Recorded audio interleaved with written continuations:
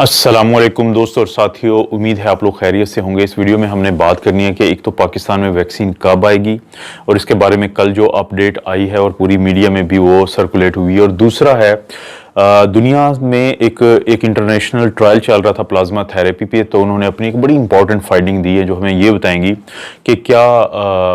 Plasma therapy जो है वो जारी रहनी चाहिए, किस मरीज़ को देनी चाहिए और फ़ायदा है कि नुकसान। तो सबसे पहले जो बात करते हैं कि पाकिस्तान में वैक्सीन कब आएगी। कल पाकिस्तान के जो हुकूमती ज़राए हैं उनके हवाले से ये खबर शाया हुई है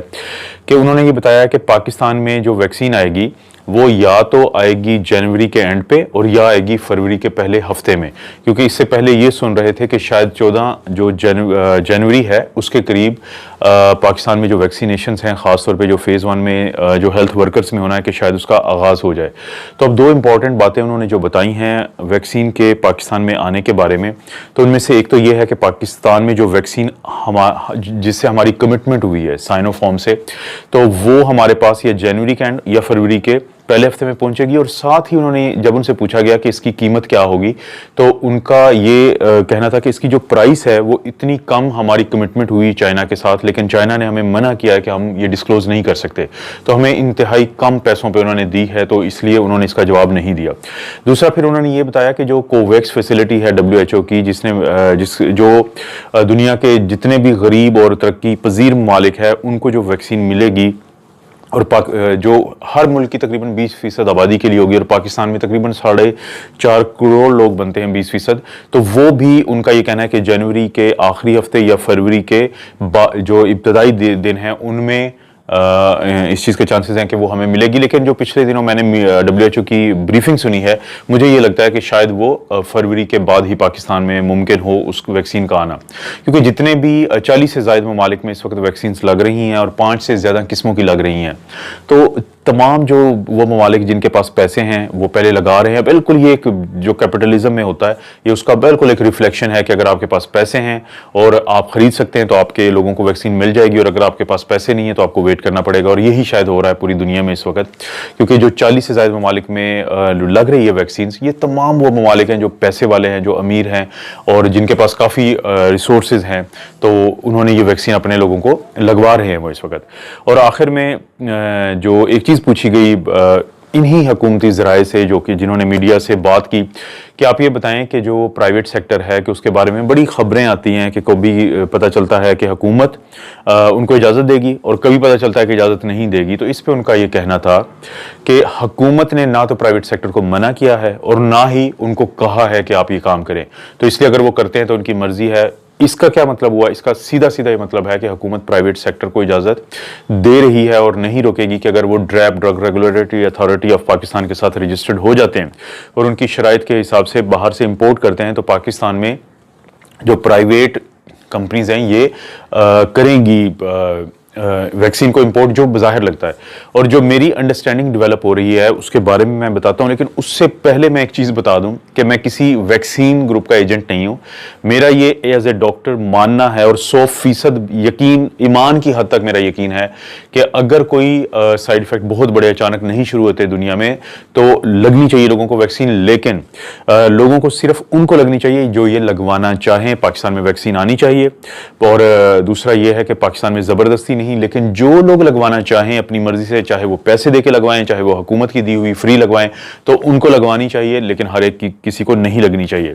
क्योंकि आपको, मुझे या शायद सब लोगों को तो अंदाजा है कि हम गरीब मुल्क हैं, लेकिन वायरस को अंदाजा नहीं है। इसलिए अगर आप अपने प्यारों, खासतौर पर वो जिनकी ज़िंदगी रिस्क में है, उनको बचाना चाहते हैं, तो वैक्सीन एक बहुत बड़ा जरिया हो सकती है उस चीज़ की तरफ जाने का। तो मेरी ये सेंस डेवलप हो रही है कि होगा ये कि पाकिस्तान में जो वैक्सीन हैं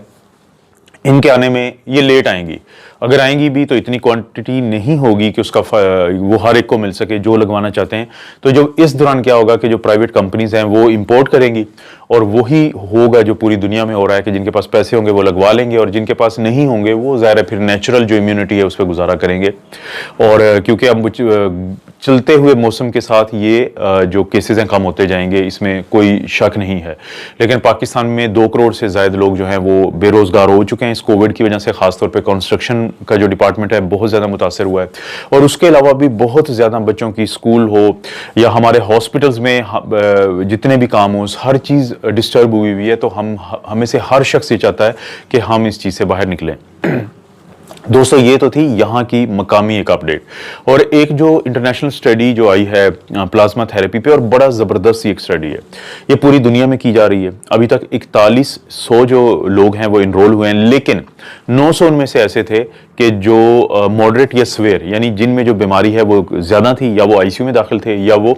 आईसीयू में भी जाके वेंटिलेटर्स पे थे। तो उनमें से जो 900 लोगों का रिजल्ट आया है, तो इस स्टडी ने ये बताया है कि वो तमाम कोरोना के मरीज जिनको बीमारी या तो दरमियाने दर्जे की होती है या ज़्यादा सख्त होती है, तो उनको प्लाज्मा देने का कोई फ़ायदा नहीं है। और उन्होंने उनकी जो इनरोलमेंट है, उनको जो शामिल करना है वो बंद कर दिया है, क्योंकि ये वो लोग हैं बकौल उनके कि अगर इनको फ़ायदा नहीं है तो नुकसान भी नहीं है। लेकिन नुकसान पे मैं आपको अभी बताता हूं कि जो इंटरनेशनल कम्युनिटी क्या सोचती है नुकसान के बारे में, जो इस ग्रुप के अलावा लोग हैं। लेकिन इन्होंने ये बताया है कि वो तमाम लोग जिनमें ये जो मैं शिद्दत बता चुका हूं बीमारी की वो आ चुकी हो, तो उनको प्लाज्मा देने का कोई फायदा नहीं। और प्लाज्मा ये कौन सा था, जो एंटीबॉडी रिच जिसको कहते हैं, कि जिसमें एंटीबॉडीज काफ़ी चेक की गई कि इनकी मिकदार एक मतलूबा मिकदार से ज़्यादा है, वो दिया गया, तो उसका भी कोई फ़ायदा नहीं है। इसकी वजह क्या है? इसकी वजह ये होती है कि प्लाज्मा थेरेपी में प्लाज्मा जो होता है ये सेहतयाब मरीजों से दिया जाता है, और इसके अंदर होती हैं एंटीबॉडीज़। ये एंटीबॉडीज़ जब किसी ऐसे मरीज को लगाई जाती हैं जिसको कोरोना हो चुका हो, तो इन एंटीबॉडीज ने जाके वायरस की जो स्पाइक प्रोटीन है उसके साथ अटैच होना होता है, और उन स्पाइक प्रोटीन को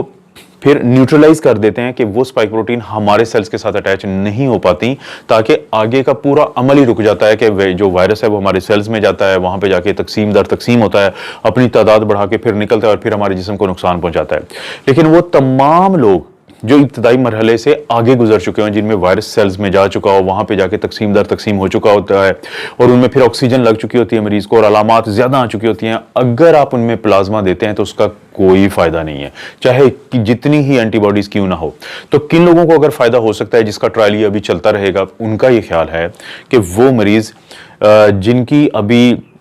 जिनको भी बीमारी शुरू हुई है, उनका पीसीआर पॉजिटिव है, और आपको लगता है कि ये इसकी उम्र और इसकी जो बाकी बीमारियां वो ऐसी हैं कि ये खराबी की तरफ जाएगा, तो आप उसको इब्तदाई मरहले पे भी ही प्लाज्मा लगा दें, क्योंकि उसमें होंगी एंटीबॉडीज। वो एंटीबॉडीज वायरस को अटैच होकर उसको न्यूट्रलाइज कर देंगे और पूरा आगे का अमल रुक जाएगा। तो ये अभी सोचा जा रहा है कि इसका फायदा हो सकता है, लेकिन इसकी एक डाउन साइड है, इसकी एक नेगेटिव साइड है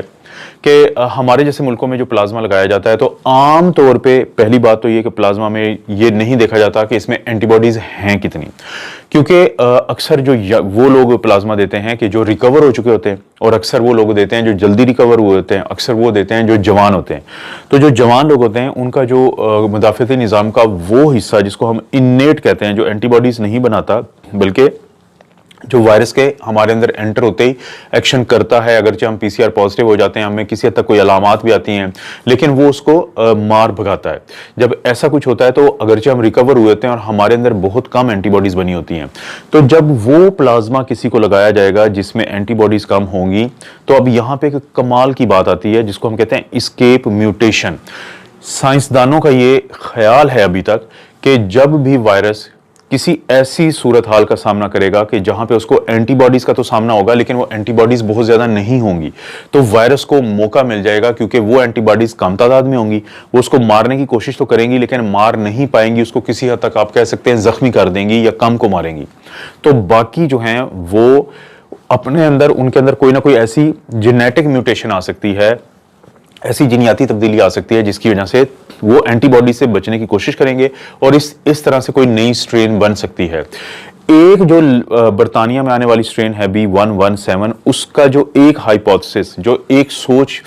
पैदा हुई है वहां पे रिसर्चर्स में, वो ये भी है कि वहां पे कुछ लोगों को प्लाज्मा लगा, क्योंकि प्लाज्मा किनको लगता है, वो इनको लगता है जिनके अंदर खुद सलाहियत नहीं होती एंटीबॉडीज बनाने की, उनका इम्यून सिस्टम कमजोर होता है। तो वो तमाम लोग जिनका इम्यून सिस्टम कमजोर हो, उनके अंदर वायरस बहुत जल्द जाके अपनी तादाद को बढ़ा लेता है। आपने उनको एंटीबॉडी प्लाज्मा थेरेपी दी, तो प्लाज्मा थेरेपी में क्योंकि प्लाज्मा में आमतौर पर एंटीबॉडीज कम होती हैं, तो वायरस उनसे बचने के लिए अपने अंदर म्यूटेशन पैदा कर पाता है। यही होता है जब हम एंटीबायोटिक्स किसी को देते हैं, तो हम क्या कहते हैं लोगों को, हम कहते हैं कि आप पूरा कोर्स करें, क्योंकि जब आप लोग 2 दिन एंटीबायोटिक लेके छोड़ देंगे तो बैक्टीरिया जो होते हैं उनको मौका मिल जाता है उन एंटीबॉडीज़ के खिलाफ अपने अंदर रेजिस्टेंस पैदा करने का, अपने आप को थोड़ा तब्दील करने का। तो ये क्योंकि एक सोचा जा रहा है, तो ये कहा गया है कि जो प्लाज्मा थेरेपी है उसका अगर कोई फ़ायदा नहीं है तो ये नुकसान हो सकता है। और यही बुनियाद बना के कुछ लोग ये कहते हैं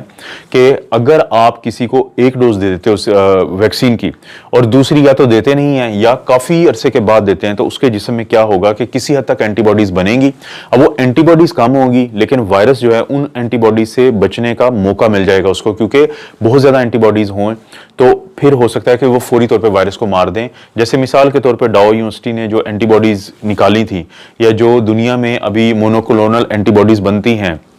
मुख्तलिफ जो कंपनीज बनाती हैं, वो क्योंकि एंटीबॉडीज़ बहुत सारी होती हैं, जब वो इंजेक्शन लगाया जाता है और वो भी ज़ाहिर है पहले 72 घंटे में लगाना चाहिए इन लोगों को अगर फ़ायदा आपने लेना है, तो वो फौरी तौर पे वायरस को मार देती हैं क्योंकि उनकी तादाद इतनी होती है। लेकिन प्लाज्मा में क्योंकि कम होती है, या किसी को अगर एक डोज लगी है या दूसरी डोज में टाइम ड्यूरेशन ज़्यादा आ गया, तो आपने वायरस को मौका दे दिया कि हम आप पे हमलावर हुए, लेकिन आपको अभी हमने मुकम्मल तौर पर नहीं मारना, तो फिर वायरस ये कोशिश करेगा अपने आप को बचाने की, अपने अंदर ऐसी तब्दीली लाने की कि वो एंटीबॉडीज के खतरे से बच सके। तो ये एक प्रपोज्ड हाइपोथेसिस है, ये ख्याल है लोगों का कि हो सकता है कि ये वो वजह बनती हो म्यूटेशंस की। तो इसका क्या मतलब हुआ कि वैक्सीन को लोगों को जितनी लगनी है तो डोज प्रॉपर लगे, और इसी तरह प्लाज्मा थेरेपी का बहुत ज़्यादा फायदा नहीं है। अगर लगानी भी हो कुछ लोगों को तो एंटीबॉडीज लगनी चाहिए, क्योंकि अमेरिका में भी नवंबर के बाद से वहाँ पे कुछ जो एंटीबॉडीज हैं उनकी इमरजेंसी यूज ऑथराइजेशन मिली हुई हैं। तो प्लाज्मा थेरेपी का वो तमाम लोग जिनकी हालत ख़राब हो या उनकी स्वेयर हो या वेंटिलेटर्स पे हो, तो उनको प्लाज्मा लगाने का फ़ायदा नहीं होता, और ये हम लोग भी अपने डे टू डे लाइफ में देखते रहे हैं। दोस्तों, ये थी 2 अपडेट, और उम्मीद है कि इस तरह जो भी आगे की अपडेट आएगी तो मैं ज़रूर आप लोगों से शेयर करूँगा।